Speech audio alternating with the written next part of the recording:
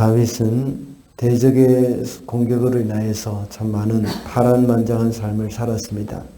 그런 절박한 위기 가운데서 하나님께 구원을 호소하는 내용이 바로 시편 31편의 내용입니다. 이 시는 크게 두 부분으로 나누어질 수 있습니다. 전반부는 1절부터 18절까지인데 감당하기 어려운 그 위기 가운데서 하나님께 부르짖는 기도, 그리고 동시에 확고한 신앙의 다짐이 함께 흘러나오고 있습니다. 그리고 후반부는 19절부터 24절까지인데 당장 시련이 떠나지는 않았지만 기도를 들으시는 그 주님을 향한 감사와 찬양을 하고 있습니다. 이렇게 다윗은 하나님에 대한 전폭적인 신뢰를 바탕으로 해가지고 지금 겪고 있는 시련으로부터 자신의 구원을 간구하고 있습니다. 그래서 그 간구를 들으시는 하나님을 신뢰하면서 찬양을 하는 것입니다. 인생을 살다 보면 누구나 이런 시련을 맞이하기 마련입니다.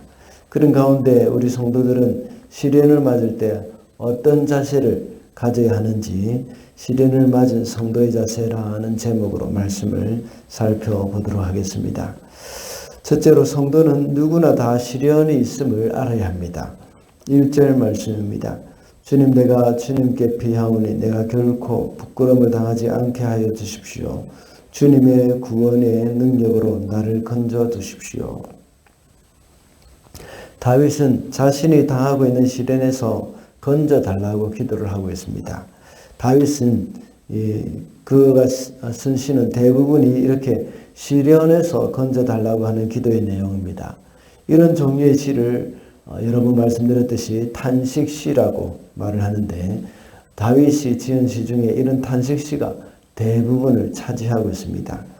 다윗은 비록 하나님께서 세우신 이스라엘 왕으로 많은 칭찬을 받았고 이스라엘 역사에서도 최고의 왕으로 인정을 받았지만 그에게는 참 시련이 끊임이 없었습니다. 다윗이 이렇게 시련을 당하는 이유가 무엇이겠습니까? 다윗이 악하기 때문이거나 자신의 죄 때문에 받은 것이 아닙니다. 그는 누구보다도 하나님 앞에서 의로운 삶을 살았습니다.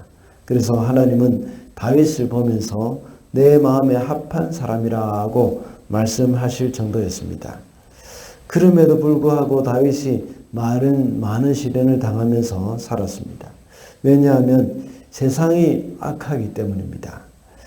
악한 자들이 다윗을 시기하고 그를 해치고자 하는 마음이 많았기 때문입니다. 사단이 사울을 비롯하여서 여러 악한 마음을 품고 있는 사람들을 자극해서 다윗을 공격하도록 만들었습니다. 이런 문제는 이 다윗만이 가지고 있는 것이 아닙니다. 우리 성도들도 역시 동일한 시련이 있다는 것을 명심해야 합니다. 그래서 사도 바울은 디모데후서 3장 12절에서 말씀하기를 무릇 그리스도 예수 안에서 경건하게 살고자 하는 자는 핍박을 받으리라고 했습니다. 우리가 어려움을 당할 때 나만 이런 시련을 겪는다고 생각할 때는 정말 절망스럽습니다. 그러나 누구나 다 겪는 어려움이라고 생각한다면 인내하면서 담담하게 그것을 이겨나갈 수 있습니다.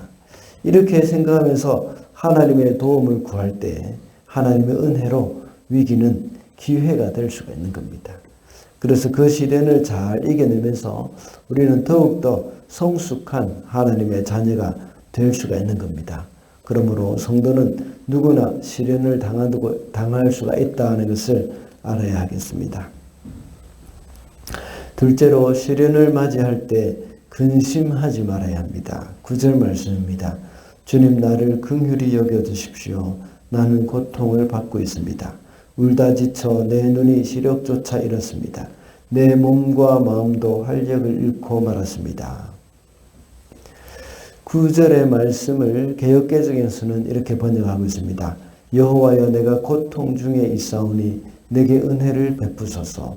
내가 근심 때문에 눈과 영혼과 몸이 쇠하였나이다. 다윗의 눈과 영혼과 몸이 쇠한 이유가 근심 때문이라고 했습니다. 그리고 이어지는 10절의 말씀에서는 나를 슬픔으로 힘이 소진되었습니다. 나는 슬픔으로 힘이 소진되었습니다. 햇수가 탄식 속에 흘러갔습니다. 근력은 고통 속에 말라버렸고 뼈마저 녹아버렸습니다. 라고 말하고 있습니다. 이 말씀을 볼 때에 근심이 사람의 육신과 영혼까지도 황폐하게 만든다는 것을 말하고 있는 것입니다. 잠언 17장 22절에는 심령의 근심은 뼈로 마르게 하느니라고 말씀합니다. 그만큼 근심하는 것이 우리의 육신뿐만 아니라 우리의 영혼까지도 해치고 있다는 것을 말하는 것입니다. 근심은 자기의 힘으로 도저히 해결할 수 없는 문제에 직면할 때에 생기게 됩니다. 그러므로 이렇게 닥쳐오는 시련이 있을 때에 근심하지 않을 수가 없는 것입니다. 그러나 능력 밖에 있는 것에 대해서는 우리가 하나님께 맡길 때에 근심이 사라집니다. 제가 자주 언급한 말이 있습니다. 우리가 통제할 수 있는 것에 대해서는 우리가 최선을 다해서 노력을 해야 합니다. 그러나 우리가 통제할 수 없는 것에 대해서는 하나님께 맡겨야 하는 겁니다. 하나님이 알아서 해주시도록 놔둬야 합니다. 날씨나 교통의 흐름, 더 나아가서 다른 사람의 마음도 우리는 통제할 수가 없습니다. 그 대신 추운 날씨 속에 우리가 할 수 있는 일은 옷을 두껍게 입고 나가거나 또 비가 올 때는 우산을 들고 나가는 겁니다.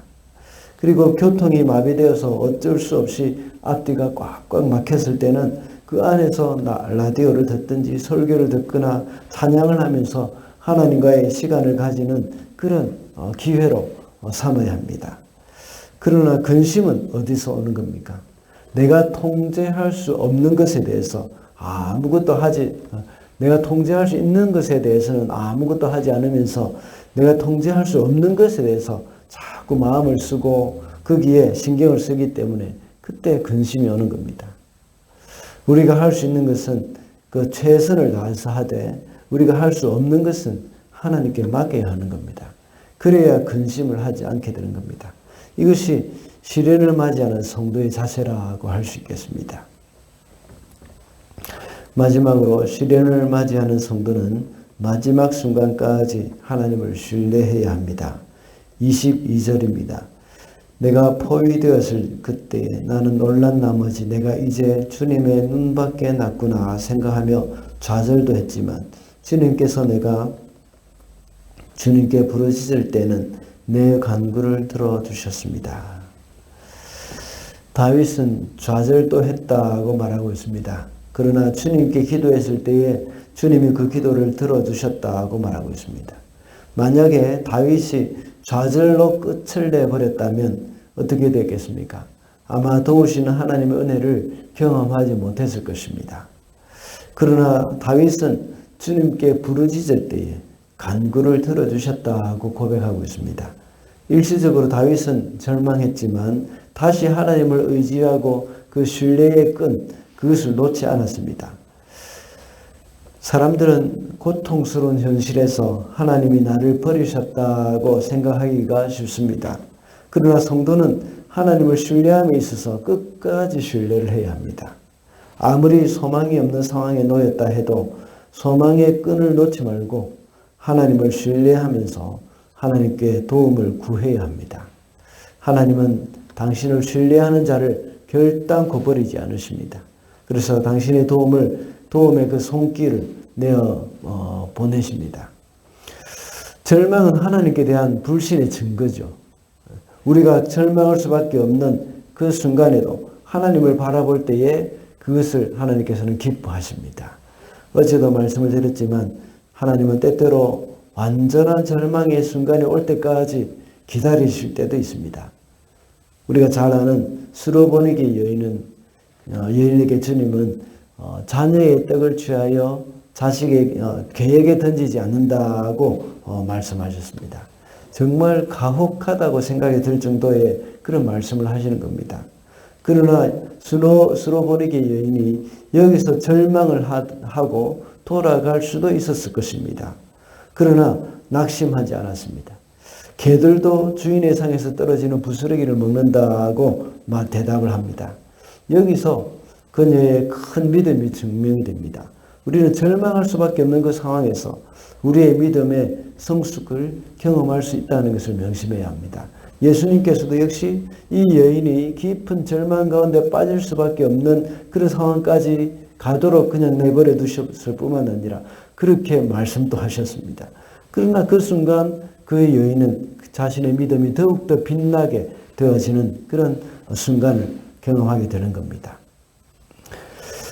말씀을 맺겠습니다. 오늘은 시련을 맞은 성도의 자세라는 제목으로 말씀을 살펴봤습니다. 먼저 성도는 누구나 다 시련이 있다고 했습니다.